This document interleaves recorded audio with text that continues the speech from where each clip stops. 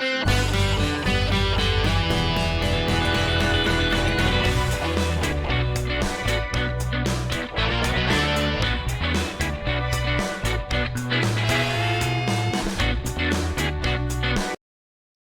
guys? Ngayong araw, muli na naman tayo magre-react kay Nene Royal, ang viral na gitarista mula Thailand. Dahil dun sa pagkakasali niya sa America's Got Talent at nakakuha siya ng 4 na yes. Yan, kila Simon at sa mga iba pang judges sa America's Got Talent. Ngayon, balikan naman natin guys yung kanyang mga guitar cover kung saan nag-ala Eric Clapton siya at Gary Moore. Grabe yung ginawa niya dito. Panoorin natin.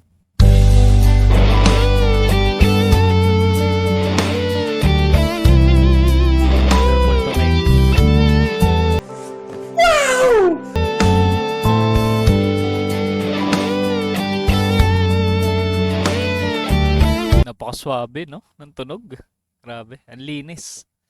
Pero Les Paul yung gamit niya dito. Si Eric Clapton kasi alam ko ang madalas gamit nun, Strat na Fender.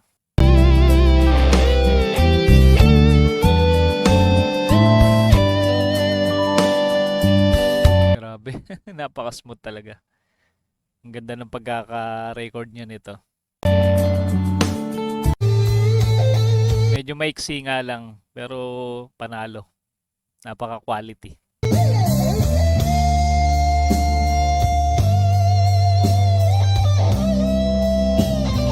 Ito na may iconic na guitar solo, no? Ni Gary Moore.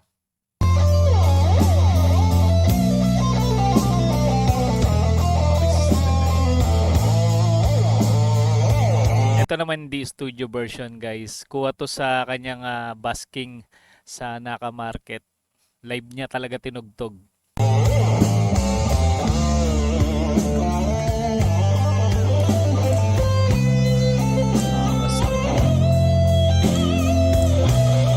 Ganun ba talaga sa original? Parang may pagka-improvise na, no?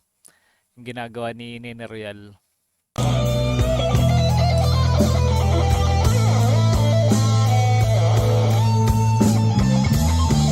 Artista talaga. Rock and roll. Galing.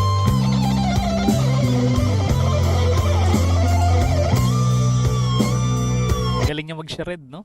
Ang bilis ng picking niya.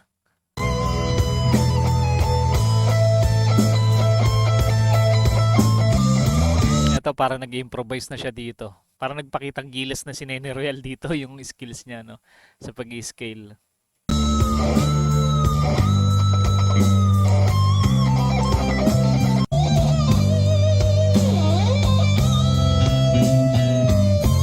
Meron nakatayo dun sa gilid. Manghang-mangha kay Nene Real. Siguro nagigitara rin yun. Tinitignan yung daliri ni Nene Real kung gaano kalupit, no?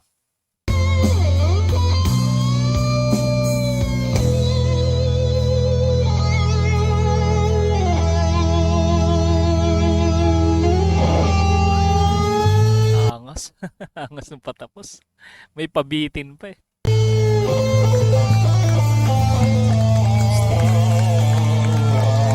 Sakit talaga nitong babae.